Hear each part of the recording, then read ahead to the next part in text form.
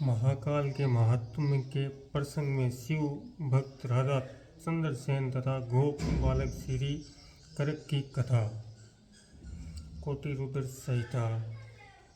सूत्र जी कहते हैं, ब्राह्मणों भक्तों की रक्षा करने वाले महाकाल नामक ज्योतिर्लिंग का महत्व भक्ति भाव को बढ़ाने वाला है, उसे आदर पूर्वक सुनो। उज्जैनी में चंद्रसेन नामक एक महान राजा थे जो संपूर्ण शास्त्रों के तत्व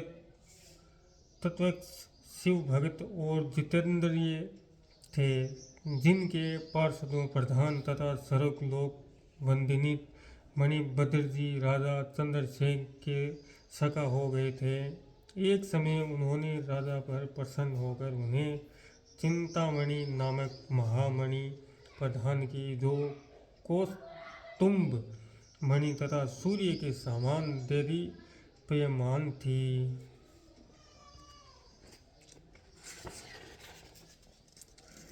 देखने, सुनने अथवा ध्यान करने पर भी मनुष्यों को निश्चय ही मंगल प्रदान करती थी। भगवान शिव के आश्रित रहने वाला राजा चंद्रसेन उस चिंतामणि को कंठ में धारण करके जब सिंहासन पर बैठते, तब देवताओं में सूर्य नारायण की भांति उनकी शोभा होती थी। नृपश्रेष्ठ चंद्रसेन के कंठ में चिंतामणि शोभा देती है। यह सुनकर समस्त राजाओं के मन में उस मणि के प्रति लोभ की मात्रा बढ़ गई और वे सुहृद रहने लगे। तदंतर वे सब राजा चतुर्गिणी सेना के साथ आकर युद्ध में चंद्रसेन को जीतने के लिए उद्यत हो गए। वे सब परस्पर मिल गए थे और उसके साथ बहुत से सैनिक थे। उन्होंने आपस में संकेत और सलाह करके आक्रमण किया और उज्जैनी के चारों द्वारों को घेर लिया।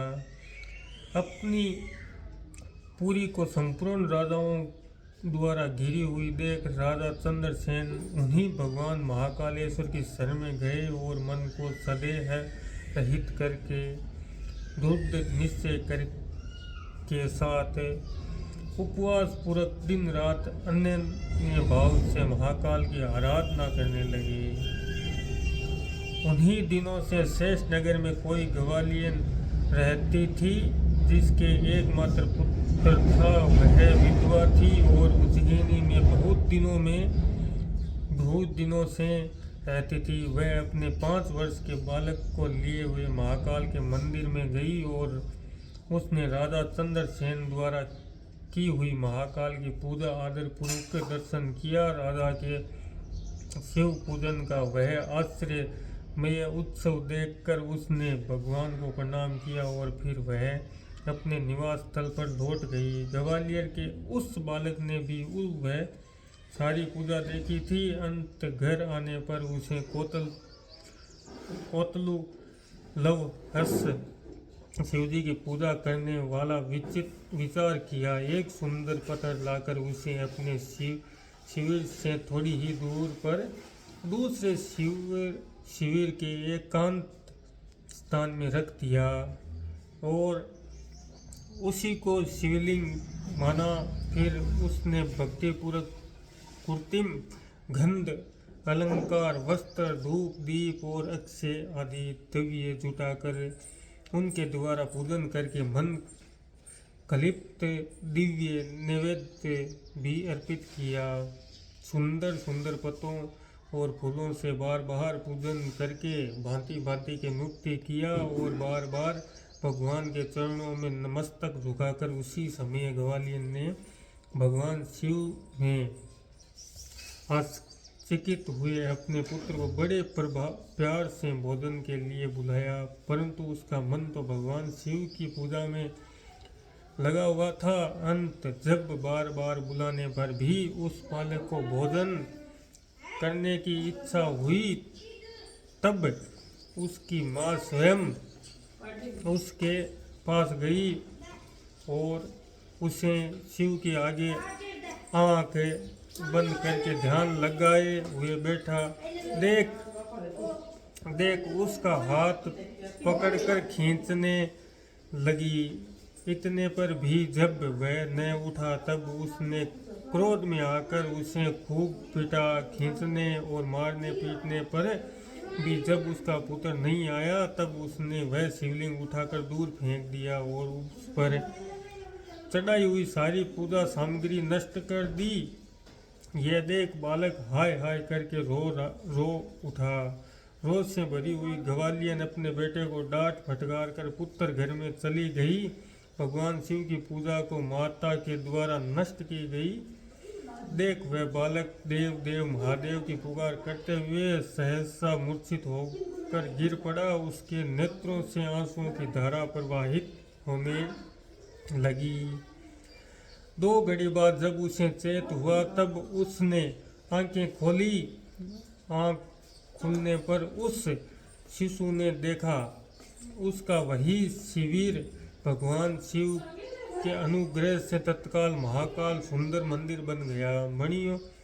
मणियों के चमकीले खंभे उसकी शोभा बढ़ा रहे थे। वहाँ की भूमि सफेद मणि से जड़ दी गई। तपाए हुए सोने के बहुत से विचित्र कलश उस शिवालय को सुशोभित करते थे। उसके विशाल द्वारा कपाट और प्रधान द्वारा सुवर्ण दिखाई देते थे। वहाँ बहुमूल्य नीलमणि तथा हीरे के बने हुए चबूतरे शोभा दे रहे थे। उस शिवालय के मध्य भाग में दयानिधान शंकर का रत्नमय लिंग प्रतिष्ठा था। ग्वालियन के उस पुत्र ने देखा उस शिवलिंग पर उसकी अपनी ही चढ़ाई हुई पूजा सामग्री सुशोभित है। यह सब देखकर वह बालक सहसा उठकर खड़ा हो गया। उसे मन ही मन बड़ा आश्चर्य हुआ और वह परमानंद के समुद्र में निमग्न सा हो गया।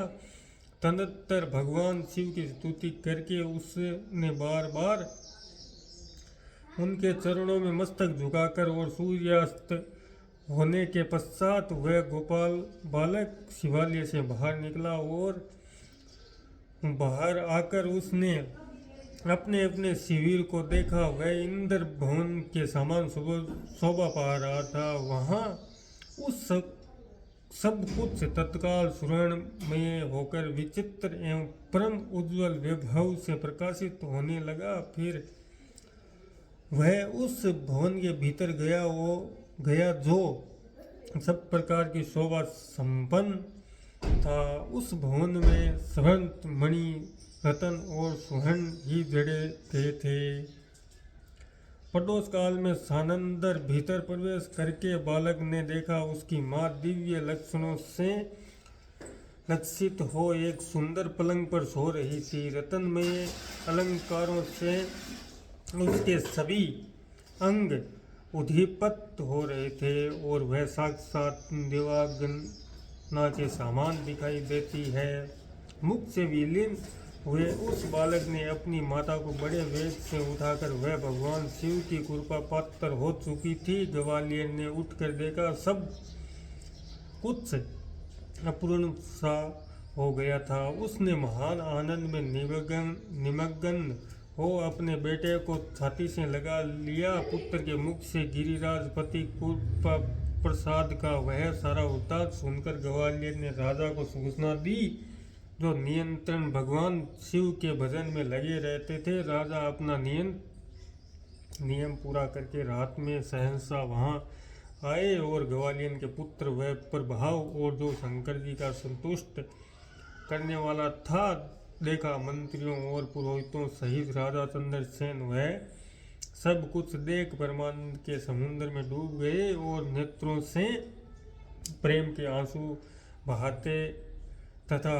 प्रसन्नतापूर्वक शिव के नाम का कीर्तन करते हुए उन्होंने उस बालक को हृदय से लगा लिया। ब्राह्मणों उस समय वहाँ बड़ा भारी उत्सव होने लगा। सब लोग आनंद विभोर होकर महेश्वर के नाम और यश का कीर्तन करने लगे। इस प्रकार शिव का यह अद्भुत महात्म्य देखने से पुरवासियों को बड़ा हर्ष हुआ और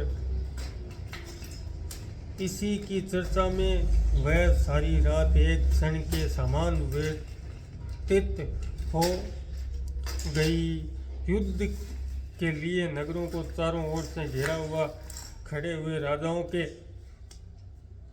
राजाओं ने भी प्रातःकाल अपने गुप्तचरों के मुख से वह सारा अद्भुत चरित्र सुना। उसे सुनकर सब आश्चर्य से चकित हो गए और वहां आए वे सब नरेश